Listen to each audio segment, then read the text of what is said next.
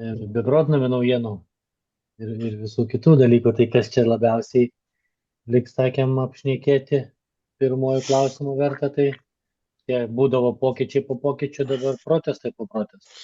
Tai protestantai galima juos vadinti. Praktiškai protestantai. Kultūristai protestantai. Tai kas, Tai kad kas šiuo gal klausimu turi praktiškai, kad jau beveik viskas yra apkalbėta to klausimu, kad čia viskas jau labai nesudėtinga yra. Tik tai yra daug žmonių, kurie, na, tiesiog jie bijo atsimerkti, bijo pasižiūrėti, bijo, kas per žmonės ten tuos protestus organizuoja. Ir viskas jau net prisipažino ten tą tokia įdomi, ten turbūt moteris, nes ten iš dizaino ten sunkiai tu suprasi, ar moteris, ar vyras, bet ten turbūt moteris. Iš M raidės pavardė, kad jų tikslas suardyti koaliciją, ko šiaip jau garsiai sakyti nereikėtų, nes tai yra, na, turėtų susidomėti ir tarnybos žmogus, kaip sakyti, prieš teisėtai išrinktą valdžią protestuoja, bet tai čia yra smulkmena, čia iš tikrųjų yra smulkmena, nei suardytų, nei ką.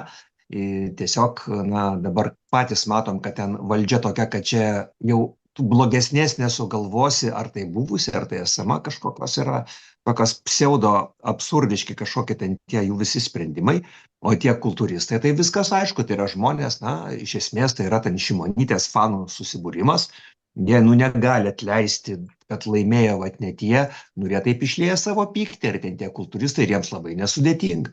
Jie kovoja už laisvę Lietuvos ir Ukrainos, o vat jeigu, pavyzdžiui, kultūristai būtų protestavę vat prie anos valdžios, taip, tai pasakytų, kad šikiai dirba Kremliui. Viskas aišku. Taigi mokytojų buvo, aš dar mokytojus sutikau, dar prie anos valdžios jie protestavo, dar mano mama gyva buvo, važiavau į Vilkijos ligonę, žiūriu, eina būrys ten su plakatais, su vėliavom, su šalia vargšais, susistendėjo nugairinti, dar aš jiem kavutę paorganizavau, ten tokia pas Giletą tokia sodyba yra prie Kulautuvos.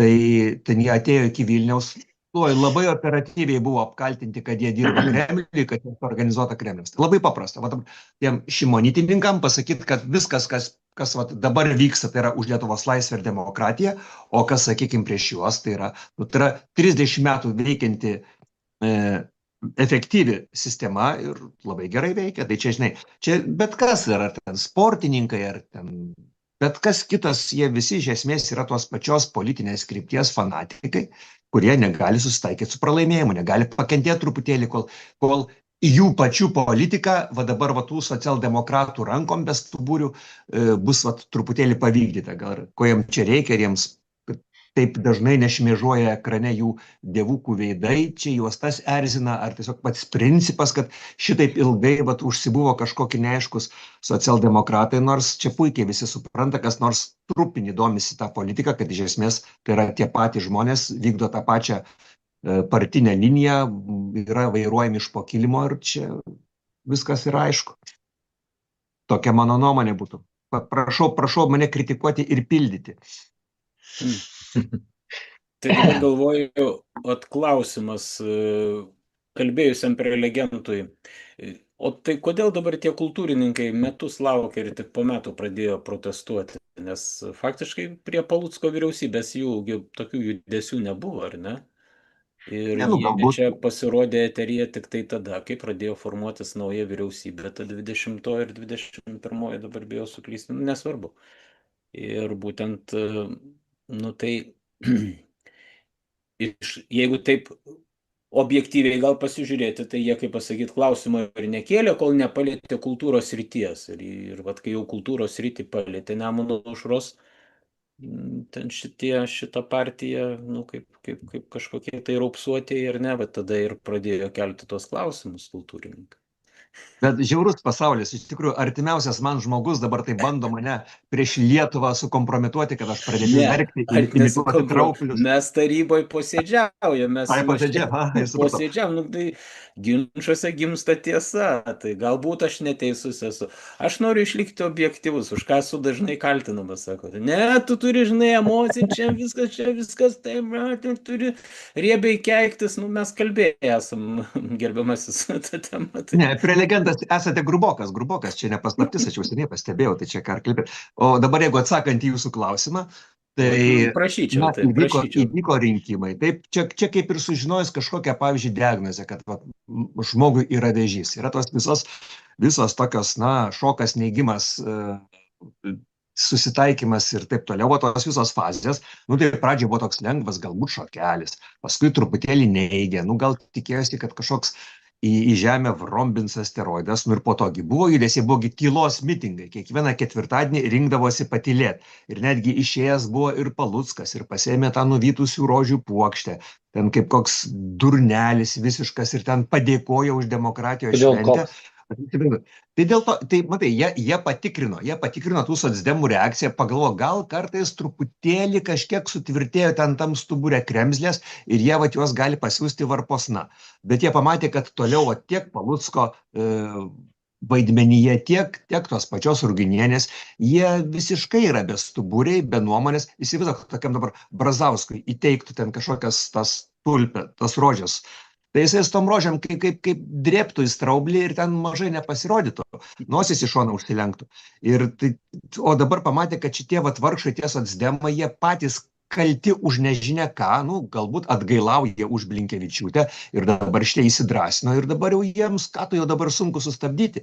Jau dabar čia visi baisus kultūrininkai pasidarė, nors ten, žinai, jeigu tuos kultūrininkus tu paleisk rinkos kainam ir rinkos sąlygom, o ne kažkokiam ten valdiškais pinigėlės, tai čia, ojojoj, čia aš nežinau, kiek iš tų visų kultūrininkų jų pragyventų. Čia žmonės mirtų badu. Aišku, tu gali išsivartyti, kad kultūra tai nėra tokia plepsinė visai liaudžiai primityvi, ten dainuškos kažkokios ar ten lytinių organų prašinėjimai.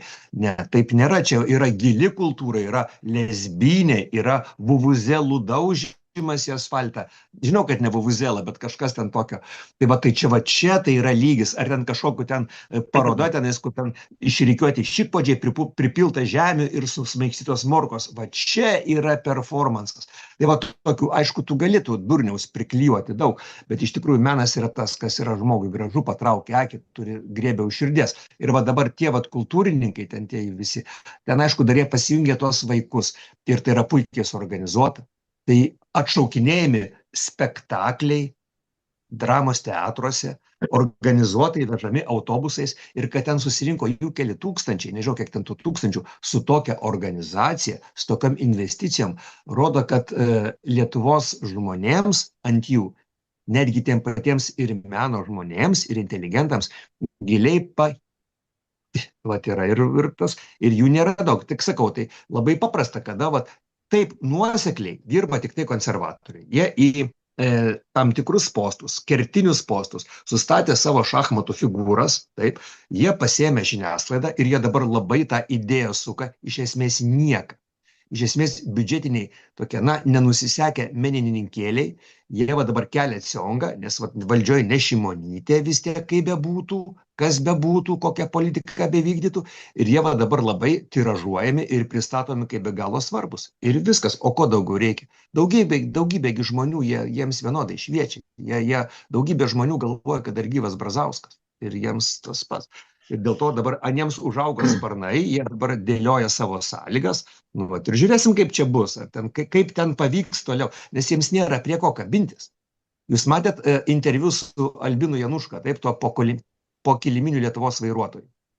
Tas pats, tai yra, vėl ten liejasi homofobinės ir antisemitinės kalbos. Nėra prie ko kabintis, nėra net to paties antisemitizmo. Nėra ten jokios homofobijos, bet jau jie neturi ką daryti, nes tie socialdemokratai tai yra tokia, iš vis tokia tylaus, garuojančio, tokio, net bijančio garuoti mėšlo krūvytė, kurie bijo bet kokį garsą išleisti. Toks įspūdis, kad jeigu socialdemokratai Seime norėtų, nevystysi minties, patraukiant tam tikrų fiziologinių procesų. O nemanot, kad tie... atsakė į mano klausimą. O nemanot... Labai išsamei, labai išsamei. Ištirpaišiai, atviet kaip anglai pasakyti, ištirpaišiai. Ir tu, kaip sakant, tinkamai. Aš nemanot, kad... darbotvarkę savo klausimą, taip. Kad už Ingridai jie nemaža dalis jų ir tiki, kad čia yra prokremlinės jėgos, čia yra Putino už... Jie tiki, čia ne tik tai, kad ne tuos išrinko, jie dėl tėvynės pergyvena, jie bijo, dabar jau atėjo Putino ranka, čia Kreml žemaitaičiai, Nemuno dešros ir taip toliau. Čia pas juos dar yra ir ta įvaryta, žinai, įskiepyta baimė ir panika. Nu, bet jeigu dabar apie Nemuno aušrą aš kartosiu, čia nėra mano favoritas, bet kuriuo atveju, bet dabar ar konkrečiai apie Žemaitaitį, jisai jam prikaišiojamas tas yra kažkoks prorusiškumas, prokremliškumas, tai aš nepasakyčiau, kad kaip tik jisai kaip ir sakyčiau, nu, ne taip aišku, aštriai ir ten be vėliavų tų bučiavimų, bet jisai taip, nesakyčiau, kad tikrai jis pasisako tais Kremliaus naratyvais, tikrai nekalba, tai man nesuprantama, kodėl yra konkrečiai Žemaitaitis kaltinamas yra kažkokiu ten prorusiškumu, prokremliškumu.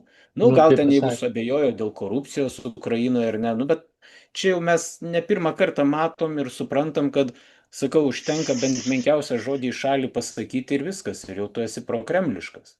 Netgi Nebūtinai, gal, nebūtinai kaip? ne to žodžio šalį sakyti, nereikia. Tiesiog pasakoma, kad tas yra prokremliškas, o tas yra sukama nuolat ir viskas. Jie net nesupranta, kas tai yra prokremliškas. Jie net nesupranta, kas tai naudinga, Kremliui kas nenaudinga. Jiems svarbu yra pasakyti, priklijuoti etiketę. Dėl to, kad fanatikui nereikia, fanatikui negalioja joks argumentas. Ir ten tu nieko jiems neįrodysi. Ir ten Žemaitaitis iš esmės, jis teisingai daro, kad jis net nebando įrodyti. Jis ten mala ten savo tą greitą kalbę, tą, ką nori, jis net nebando teisintis ir iš tikrųjų tokia yra teisinga taktika.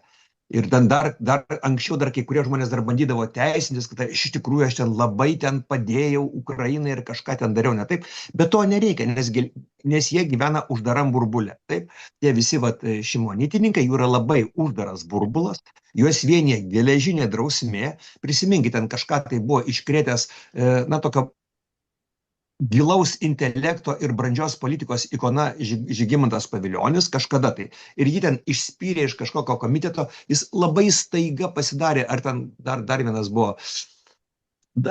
buvo ten Taivanio reikaluose pasižymėjęs, kaip jisai irgi kažką truputėlį per žingsnelį į šoną jie gavo per kepurę ir pasidarė patys drausmingiausi partijos nariai. Dėl to, kad ten geležinė drausmė ir lojalumas yra iš esmės vienintelis dalykas. Ten nereikia idėjų, nereikia jokio kūrybiškumo, užtenka geležinės drausmės ir lojalumo. Ir kaip matote, užtenka tų kelių figūrų aukštų, šachmatų figūrėlių, kurie pastumdo tą, ką reikia ten, kur reikia. Ir va tas geležinis lojalumas, jis visą laiką laimi. Tai taip pat bėda ta, kad socialdemokratai, tokia kaip ir tradiciškai oponuojanti konservatoriam partija, daugybę dešimtmečių neturi visiškai lyderio. Ir dabar ten ta mūsų Ruginesku, aš įsivaizduoju, kad ta Januškos kompanija, tie valstybininkai, jie bando, reiškia, kad netyčia neiššoktų kažkoks tai prezidentas, kuris jiems būtų truputėlį nepalankus, taip, nes vis tiek vargo su Paksu, kol jį nušalino. Tai kad to nebūtų, kad nereikėtų tokių vargų, jie dabar Ruginienę bando turbūt ruošti į prezidento postą, aš taip įsivaizduoju. Nes, tai vis tiek svarbu, kad kažkas išeitų už kitų numerių su konservatorių, taip, kandidatų ir ten, o prieš konservatorių kandidatą, tai laimėtų ir šita mano molinė lapė, nes liaudis kažkaip įjungė tą tokią savisaugos mechanizmą, nes tokio atgrasumo tokios partijos, gal ne tiek ten tų vadų, kiek tų jų fanatikų, tai turbūt nėra pasaulyje analogo. Ir visą laiką laimi tas, kuris yra prieš konservatorius. Tai kad netyčia nepralystų aukščiau kažkas, tai dabar Ruginienė bando auginti taip truputėlį. Bet suprantate, ta neapykanta, tas neapykantos pulinys, kurios, irgi pasižymėjo konservatoriai, drausmė, lojalumas ir ta neapykanta viskam, kas gražu, kas lietuviška. Tai jisai vis tiek turėtų kažkiek prasprogti, bet tas neapykantos pulinys, jisai vis tiek jie stumia ant tos Ruginienės, vis tiek jie stumia ant visų kitų aplinkui ir tas truputėlį gali pakišt koją, bet aš įsivaizduoju, kad ten tie valstybininkai, ir gal čia žmonėm reikėtų paaiškinti, kas yra valstybininkai, nežinau, nes žmonės labai skirtingai supranta, daug kas to nesuvokia. Tai čia gal taip pat išsamei, kaip Viktoras apie padėkos dieną, galiu pasakyti, kad taip, kaip byrėjo Tarybų sąjunga, taip garsi Gorbačiovo frazė, jūs išeikit, bet liksite jūs padnami, reiškia po mumis, kaip sakyt, mūsų valdomi, jeigu gramatiškai teisingai išreiškus. Tai ir suskilo nomenklatūra į socialdemokratus, ta, kuri buvo matoma, ir KGB, tie visi saugumiečiai, kurie nomenklatūrai sudarė komfortabilias sąlygas, jie nuėjo konservatorius, o tas KGB klanas. Ir iš esmės keitė vieni kitus. Ir toks augo truputėlį valstybininkų klanas, tokių įtakingų gudrių dėdulių. Tai yra Januška, tai yra Laurinkus, tai yra Pocius, ten tų figūrų nemažai, oficialiai jie nėra įvardinti. Tai jie po truputėlį juos vairavo, tuos visus protingus dėdės, bet netyčia, nelauktai, tada prapylė, ten realiai aš manau, kad nuteisėjavo tuos rinkimus Artūro Paulausko prieš Adamkų ir Artūro Paulausko po to Seimo rinkimuose partija kažkaip liaudės turbūt pasąmoningai suprato, kad ten, kai rado ten vos ne kubinį metrą tų biuletenių už Paulauską šiukšlyne netoli Vilniaus, tai va tie kažkaip nubalsavo už Artūro Paulausko, ko nenorėjo galbūt tie valstybininkai. Ir tada jie nustojo auginti savo tokio kaip atskirą kažkokį tai fizinį vienetą savo klaną ir jie pradėjo investuoti į partijas, infiltruoti savo žmonės. Be abejo, pati perspektyviausia jų akį žiūrint konservatoriai, dėl to, kad yra būtent geležinė drausmė. Ir dabar tie valstybininkai, jie iš esmės, mes jų nerenkam, bet jie mus valdo. Ir dėl to ta politika, ar mylėjai žiūrovai pasikeitė. Pasikeitus konservatoriams į socdemus. Nei kiek nepasikeitė, dar subritkėjo vėl ten ta Stambulo konvencija, taip tokia, kur ji, žmonėm kelia normaliems, tai tikrai ne tik nuostaba, bet ir šleikštulį, ten ta kvailas pinigų aukojimas jau prapiltam karui ir ten tas, jau nekalbant apie sienų uždarinėjimas, jo toks jau bonusas papildomas yra ten tokios kvailystės. Tai ir čia tikrai nėra jų pačių sprendimas. Ką, Ruginienė debilė, jinai nedebilė, tikrai moteriškė, baigė mokyklą, nėra ten kokia, ar ten Nausėda, jie nėra protiškai atsilikę, jie yra žmonės sveiki psichiškai, bet jiems tiesiog, aš įsivaizduoju, taip yra liepiama, įdant išlikti ant vandens, tas pokiliminis klanas, jisai to žmonės taip vairuoja kvailai. Ir tai yra labai blogai. Ir jeigu žmogus būtų su charakteriu, jis pasakytų, eikite skibenifenį, aš negaliu taip griauti tavos ekonomikos. Tai ta visa sankloda tokia yra tas, kad dabar mus valdo velnė žino kas. Viskas, galiu nutilt 28 minutėm.